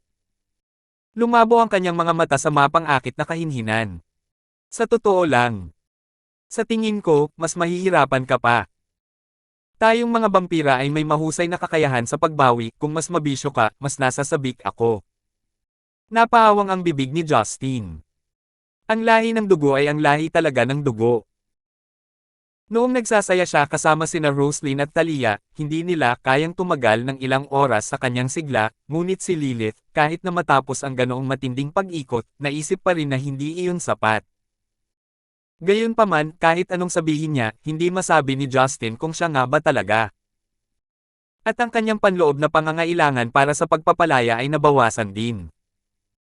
Habang madilim pa sa labas, kinuha ni Lilith ang pagkakataon at lumabas ng kwarto dala ang kanyang bango. Sa mahabang buhay ng lahi ng dugo, ang mga pag-iibigan sa mga tao ay walang kabuluhan. Kahit na si Justin ay isang Diyos na may kakayahang muling magkatawang tao, aabutin ito ng ilang daang taon. Para kay Lilith ng lahi ng dugo, ito ay magiging isang bagong tao, hindi na ang matandang Justin. Naghangad siya ng isang ligaw na gabi kasama si Justin na mas malamang dahil sa isang masigasig na paghanga sa isang taong napakakapangyarihan. Hindi niya maaaring gusto ang isang aktwal na pag-iibigan kay Justin. Siyempre, hindi siya idaragdag ni Justin sa kanyang listahan ng mga manliligaw ng walang dahilan, ang mga babaeng nasa tabi niya ay may sapat na problema sa isa't isa. Nang lumiwanag ang araw at maliligo na si Justin, tumunog ang doorbell.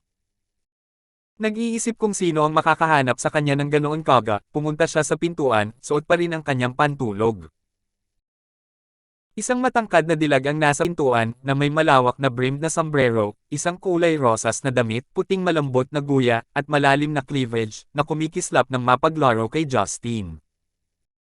Nang hindi na siya hinintay na magsalita, buong pagmamahal na sinunggaban siya ni Catherine, na humawak sa kanyang leeg.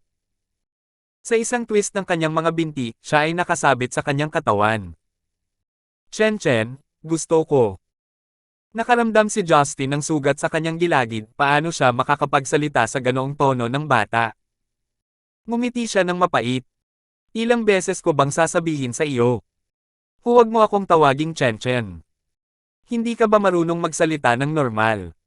Okay, Chen Chen. Si Justin ay sumuko sa pagwawasto sa kanya, at hinayla ang reyna na ito na parang koala pababa sa kanyang katawan, tinapik ang kanyang mabilog na pisngi. Sa madaling salita, ang mature na bersyon na ito ni Jane ay talagang mas bata kaysa sa mas bata. Maaga ka lang pumunta dito para lang dyan. Nakaramdam si Justin ng hindi maipaliwanag na pakiramdam. Pinaalis niya si Lilith, ngayon ay binisita siya ng reyna na ito. Maaaring naramdaman ng iba na napunta sila sa langit na napakaswerte sa mga babae, pero bakit parang baligtad ang pakiramdam niya? Hindi nagpatalo si Catherine sa paligid, at umamin na may isang tango, ang kanyang mga mata ay puno ng pagnanasa. Chen Chen, aalis ka na sa loob ng 2 araw. Bihira na lang kita makita kaya syempre kailangan kong gamitin ang oras. Biglang parang may naamoy si Catherine, at tumawa. Kaya ako nahuli. Ang maagang ibon ay nagkaroon na nga ng uod. Napakasarap na amoy, ito ay talagang makatas. Napangiti si Justin na nahihiya. Buti naman alam mo. Wala akong gusto ngayon. Hindi, narito pa rin ang uod, gusto ko ang aking bahagi. Tinanggal ni Catherine ang kanyang sombrero, itinaas ang laylayan ng kanyang damit gamit ang 2 kamay, at hinayla ito sa itaas ng kanyang sinturon. Nakatalikod kay Justin, yumuko si Catherine at inilabas ang kanyang puwitan. Isang pares ng mapuputing matigas na pisngi, tulad ng isang malaking juicy peach na may manipis na bitek sa gitna ay iniharap kay Justin ng walang reserbasyon. Pinagdikit ang kanyang matigas na malalawak na hita, humihigpit ang kanyang puwitan, mas sobra-sobra ang posture ng mature na babaeng ito kaysa kay Lilith. Nagsimulang uminit ang mga mata ni Justin. Sa sandaling sinimulan ni Catherine ang kanyang aktibong pang-aakit, sinumang lalaki na hindi nagre-react ay dapat na humahampas para sa kabilang koponan. Higit pa rito, lumingon si Catherine at gumawa ng inosenteng ekspresyon, marahang nayuyugyog ang kanyang magandang puwet, bumubulong, halika, gusto ko rin ang uod. Uod. Kinamot ni Justin ang kanyang buhok, ang kanyang matatag na asset ay naging uod. Ngunit hindi siya mapakali sa pakikipag-chat. Huminga siya ng malalim, naglakad siya pasulong at ibinaba ang kanyang pantulog. Hinawakan niya ang kanyang puweten at binigyan ito ng 2 sampal na nag-iwan ng mga pulang marka. Sa ilalim ng mga hampas, napaungol si Catherine ng ilang beses. Nang lumingon siya, namula ang mukha niya at natulala ang mga mata. Walang pakialam si Justin kung anong oras na. Dahil nagpakawala siya ng isang gabi, hindi mahalaga kung magpakawala siya pa sa isang umaga. Sa susunod na sandali, ang makapal at malakas na uod ay nakabaon sa napakagandang lambak. Sabi nga nila, ang init ng isang babae ay magiging sanhi ng pagkamatay ng isang bayani. Si Justin ay hindi sapat na tanga para isipin na siya ay isang bayani, ngunit hindi rin iyon nangangahulugan na ang kasabihan ay hindi totoo. Sa bawat paggulong ng katawan niya, tuluyan na siyang nawala sa lahat ng sarap. Hanggang sa halos magtanghali na, si Catherine na napahiga sa kama ay hindi na nakatiis at nakatulog ng mahimbing. Hinugot ni Justin ang sandata na iyon na nakakabasag ng lupa mula sa kanyang katawan, at ngumiti ng masama. Kasama ang oras nila ni Lilith, halos 10 oras na siyang nakikipaglaban, ilang lalaki sa mundong ito ang kayang harapin ang 2 babae sa loob ng 10 oras at namumuna pa rin. Ngunit nang tingnan niya ang oras ay napagtanto niyang may mali. Nasa Paris pa sila at hindi pa tapos ang Fashion Week. Dapat ay sinasamahan niya si Marian sa iba't ibang pagpupulong, bakit nakikipaglaro pa rin siya sa reyna na ito. Ngunit sigurado si Justin na walang sumigaw sa kanya kahapon ng umaga, at hindi na siya hinanap ni Marian tulad ng dati. Nakaramdam siya ng matinding panunuya sa sarili. Tila ayaw siyang makita ni Marian. Hindi niya alam kung ano ang iniisip nito, at maaari lamang ay freeze ang sarili sa kanyang mundo at hindi magsalita ng kahit ano. Sa pagtingin kay Catherine na namula ang buong katawan at natutulog ng kontento, ang dating magandang mood ni Justin ay ganap na nawala. Napaka-brute niya. Ang kanyang asawa ay nagagalit sa kanya sa malamig na digmaang ito, ngunit siya ay walang pusong naloko sa mga babae sa loob ng isang buong araw. Mapagsisilbihan siya ng tama kung nakita siya ni Marian ngayon. Ngunit pagkatapos noon ay nagpakawala ng mahabang buntong hininga si Justin. Hindi niya mapigilan. Kaya niyang labanan ang ibang bagay, wala siyang pakialam sa pagkain, inumin, sugal, droga, ngunit pagdating sa mga babae ay walang silbi ang kanyang mga panlaban. Matapos ang maraming pag-iisip ay hindi pa rin siya nakakagawa ng conclusion. Isang hakbang lang ang magagawa ni Justin, at subukan ang kanyang makakaya na huwagbigan ang mga taos pusong nagsakripisyo para sa kanya. Tinatakpan ng kumot ang markadong katawan ni Catherine, pumunta si Justin sa banyo at nilinis ang mga mantsa ng kanyang katawan. Nagpalit siya ng casual short-sleeved shirt at crop na pantalon bago lumabas. Nang marating niya ang rest area sa gitna ng palapag na iyon, nakita niya si Edward sa sofa na nanonood ng kung ano sa tablet. Sa kanyang blonde na buhok na maikli, mukhang alerto si Edward sa kanyang normal na low-collared na t-shirt at linen shorts. Walang makakaalam na isa ito sa mga tagapagmana ng Rothschild clan. Ang iyong pagganap ay tiyak na bumuti mula sa nakaraan. Nagtaas ng ulo si Edward at nagbigay ng matamis na ngiti. Sandaling natahimik si Justin, nag-iingat pa rin ng oras ang taong ito. Alam kong pinapunta mo si Catherine dito. Kailan ka pa naging makulimlim na bugaw? Depende yan kung para kanino ang serbisyo. Tayong mga Rothschild ay gagawa ng anumang kumikitang negosyo. Gagawin ko ito hanggat sulit ito. Pilyong tawa ni Edward. Ang iyong negosyo ay ang pagpapadala ng iyong tiyahin sa aking kama. Kung maaari, gusto ko ring ipadala ang aking pinsan. Napabuntong hininga si Edward. Pero mukhang mas madali sa tiyahin ko. Sa pinsan na iyon, mas mahirap gawin. Kinuha ni Justin ang tablet mula sa kanyang kamay. Nagkaroon ng serye ng real-time na data sa internasyonal na langis at iba pang mga produkto. Hindi niya masyadong naintindihan at ibinalik iyon. Huwag mo nang pilitin si Jane. May utang na loob ako sa kanya. Huwag mong isipin na hindi ko alam kung ano ang pinagkakaabalahan ng pamilya mo dahil lang sa inilihim. Kung gagawin mong mahirap ang buhay para kay Jane, kabaligtaran lang ang makukuha mo sa gusto mo. Nagningning ang mga mata ni Edward. Kung ganoon, may pakialam ka pa rin sa nararamdaman ni Jane. Not bad at all, my poor cousin has hope now.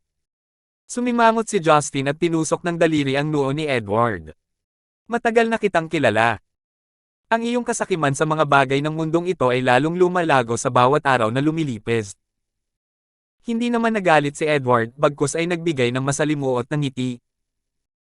Justin, sa tingin mo ba ay susuko si Jane kung hindi natin siya ipipilit? Ang pagnanasa niya ang pinakamalakas sa atin. Hindi mo maiintindihan kung gaano mo siya kahalaga. Ikaw ang target niya simula pa noong bata pa siya, paano siya susuko kung napakalapit niya? Hindi nakaimik si Justin.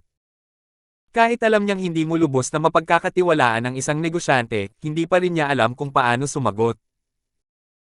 Nailigtas niya siya at ang kanyang ina, ngunit matagal na niyang ibinalik ang pabor na iyon, ang lahat ng ginawa niya para sa kanya ay malinaw na higit pa sa napagkasunduang halaga. Sa tuwing kailangan niya ito, pupuntahan siya nito kahit para saan man o nasaan siya, kahit na Hokkaido o Stonegate. Pagkatapos ng ilang katahimikan, hindi alam ni Justin kung paano itutuloy ang paksang ito, at lumipat sa isa pang tanong.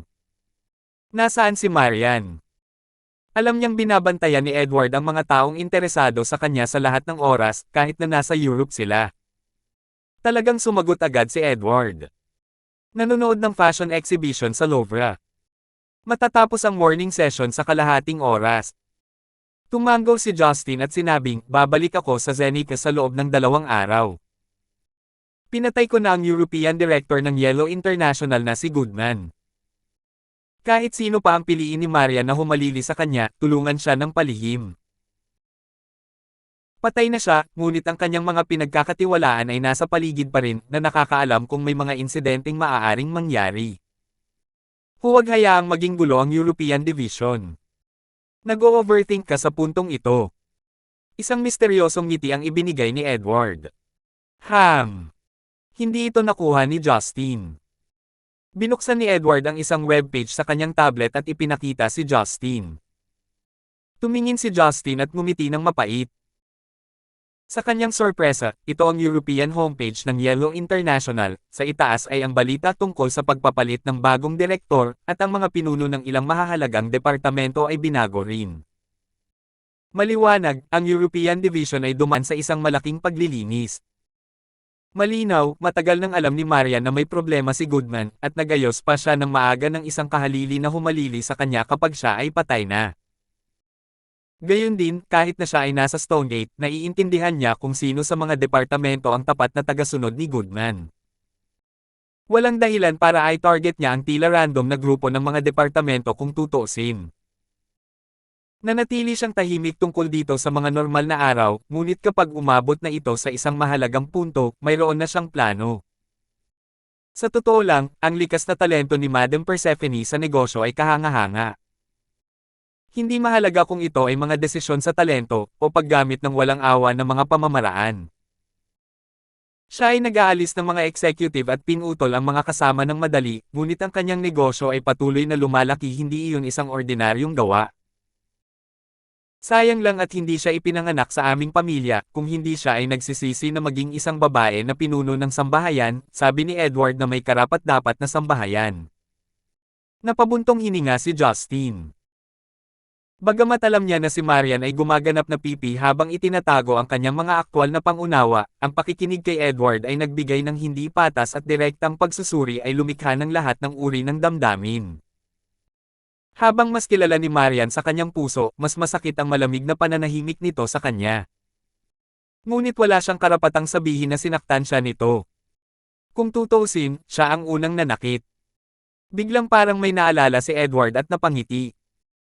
Tama, natatandaan mo ba noong ang aming pamilya ay nagtutulungan sa angkan ng Anne upang sumanib sa angkan ng Leo sa Stonegate?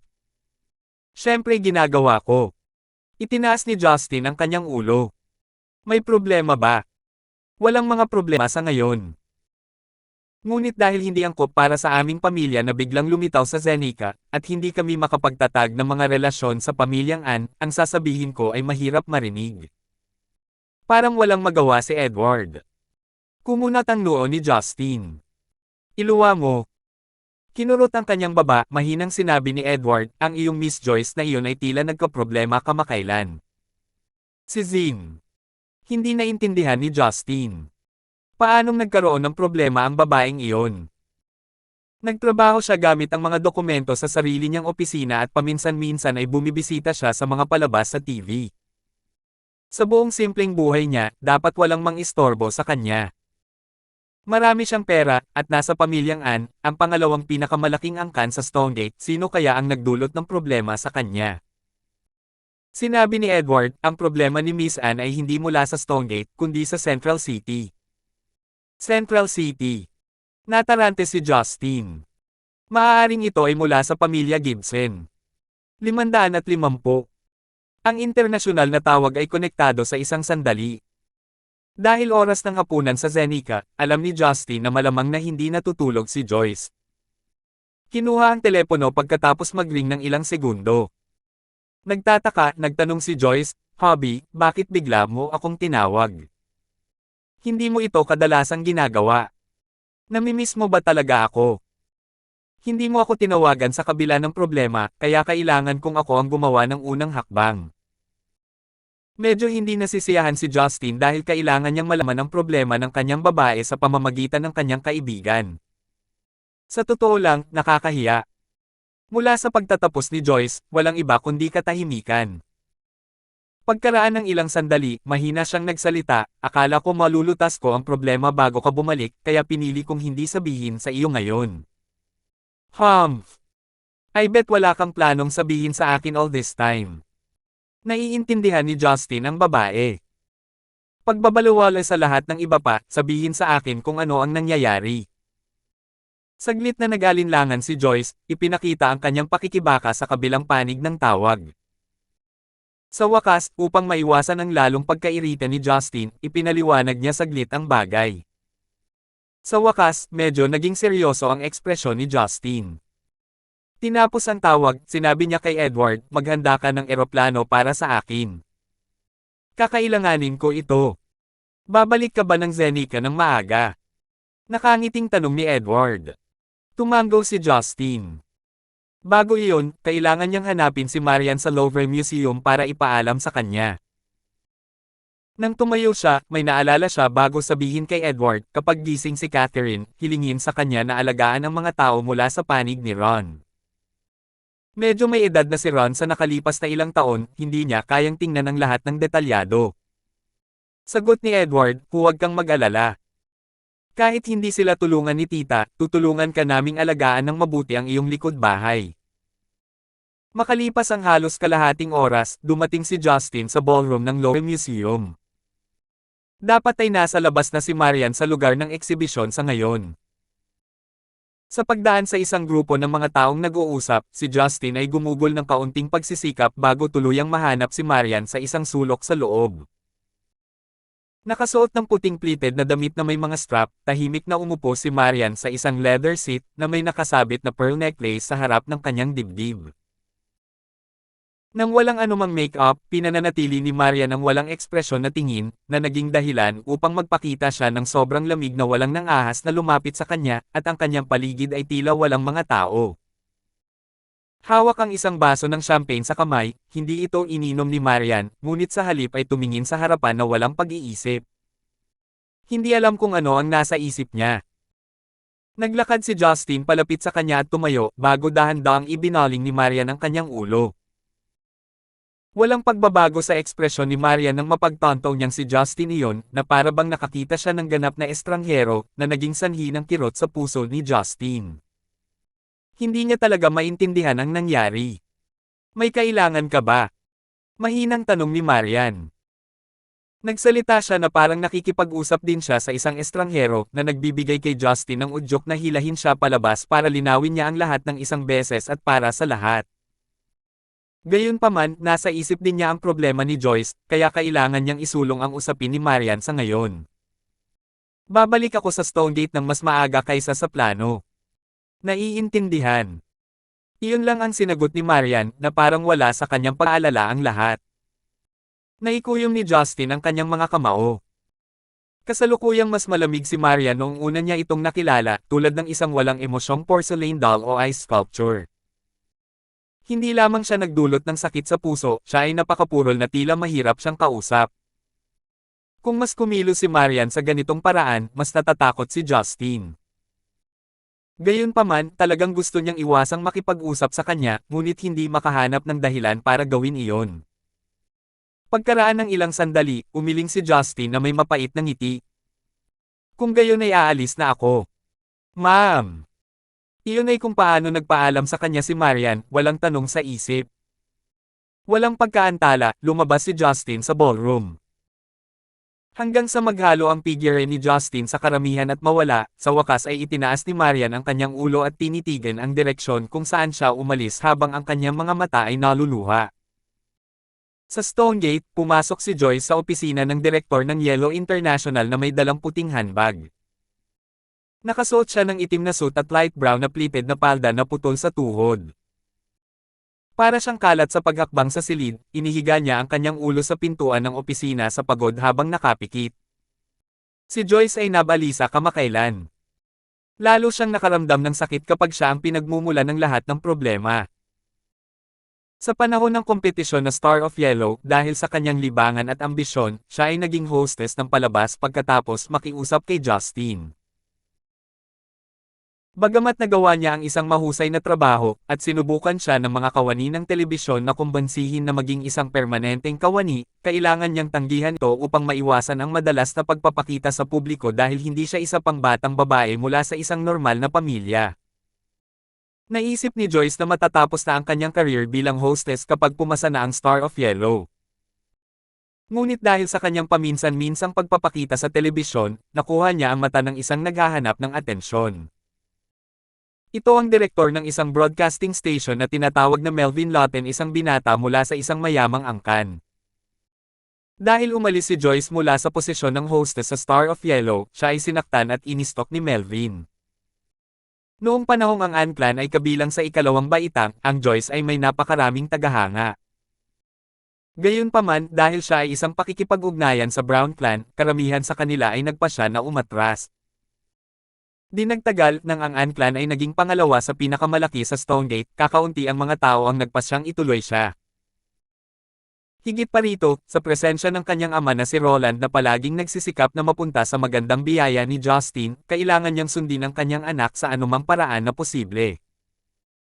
Kung ang mga ordinaryong tao ay maglakas loob na sundan ang kanyang anak na babae, aalisin niya sila ng walang dahilan. Gayunpaman, iba si Melvin. Ayon sa mga salita ni Roland, ang lalaki ay may napakalakas na background. Dahil 31 taong gulang pa lamang, nagawa niyang maging direktor ng isang kumpanyang may direktang relasyon sa gobyerno. Siya ang pinuno ng isang departamento ng pamahalaan na nangangasiwa sa lahat ng mga channel ng impormasyon at media. Sa China, pinahintulutan ng gayong posisyon ang isang tao na hawakan ang lubos na kontrol sa media, kaya kinokontrol ang pag-iisip ng populasyon. Bihira ang isang lalaki sa edad na 56 taon na maging pinuno sa isang departamento ng gobyerno, lalo na ang isang lalaki sa edad na 30s. Gayon din, nalaman sa pamamagitan ng investigasyon na si Melvin ay inilipat sa Stonegate nang wala pang isang taon, habang ang kanyang ugat ay nasa Central City, ang kabisera ng bansa. Sa isang lugar na napakalakas at delikado tulad ng Central City, ang alinmang second-tier clans ay may sapat na kakayahan na kalabanan ang mga nangungunang clans sa Stonegate. Ang suportang pangministeryo ay karaniwan sa mga taong ito mula sa mga nangungunang angkan. Posible pang ang masangkot ang mga tunay na utak ng Zeneca. Kaya, hindi sila mga tao na kayang guluhin ng An Clan. Natakot dahil hindi tumpak na matukoy ni Roland ang background ni Melvin, umaasa siyang maipaliwanag ni Joyce ang kanyang sitwasyon kay Justin at hayaan siyang harapin ang problema. Sa madaling salita, gusto ni Roland na sundin ng kanyang anak ang sinumang nakatataas na lalaki. Hindi siya handang masaktan ng alinman sa kanila.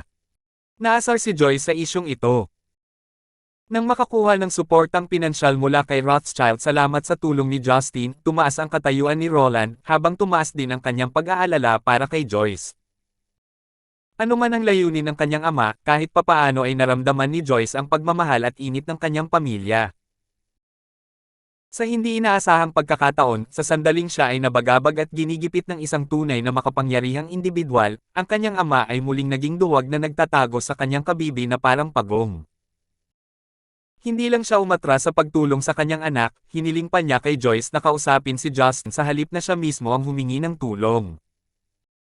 Bilang resulta, napilitang magtago si Joyce kay Melvin, at gumawa ng iba't ibang dahilan para tanggihan siya dahil wala siyang maaasahan.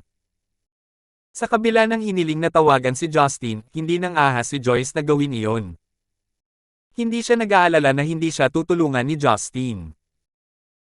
Bagamat hindi niya alam ang partikular na pagkakakilanlan ni Justin, ang pagiging isang taong lubos na pinapahalagahan maging ng Rothschild clan, ay nangangahulugan na hindi ito kasing simple ng inaakala niya. Ang problema ay nasa pagkakaiba ng China at iba pang mga bansa. Sa paghusga mula sa katotohanan na ang Rothschild clan ay hindi nang ahas na direktang makisangkot sa kanilang mga sarili sa mga operasyon, ngunit nagbomba lamang sa pananalapi, sila ay pinigilan ng gobyerno ng Zeneca, gaano man sila kalakas sa ibang bansa. Kung talagang may kakaibang background si Melvin at sinaktan sila ni Justin dahil kay Joyce, hindi niya mapapatawad ang sarili niya. Kaya, binalak ni Joyce na isulong ang problema hanggat kaya niya, umaasang pipigilan ni Melvin ang kanyang walang bungang pagtugis. Sa hindi inaasahang pagkakataon, si Justin na nasa Europa ay sinabihan ng isang third party sa kanyang problema sa sitwasyon.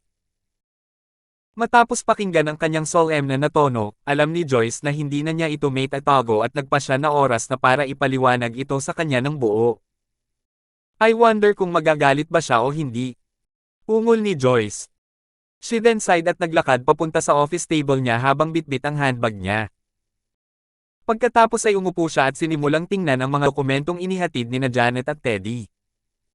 Pero, ilang segundo lang, may kumatok sa pinto. Pasok po kayo. Sinubukan ni Joyce ang kanyang makakaya upang maiwasan ang pagiging malungkot. Pagkabukas ng pinto, pumasok ang isang lalaking nakasuot ng Armani suit at tailor-made suit pants. Ang itim pulang kurbata na suot niya ay nagpalabas sa kanya ng aura ng isang matagumpay na tao. Siya ay may puting bigot at isang pares ng gintong frame na salamin sa mata. Sa taas na 1.8 metro, mukhang bata pa siya. Miss Anne, ang makita ka sa iyong pinagtatrabahuan ng maaga ay talagang nakakapagpasaya ng araw ko, sabi ng lalaki. Namutla kaagad si Joyce. Nakagat niya ang labi, tumayo siya at naglakad palapit sa office table. Melvin, anong ginagawa mo dito? For the 100th time, I told you never I will accept you.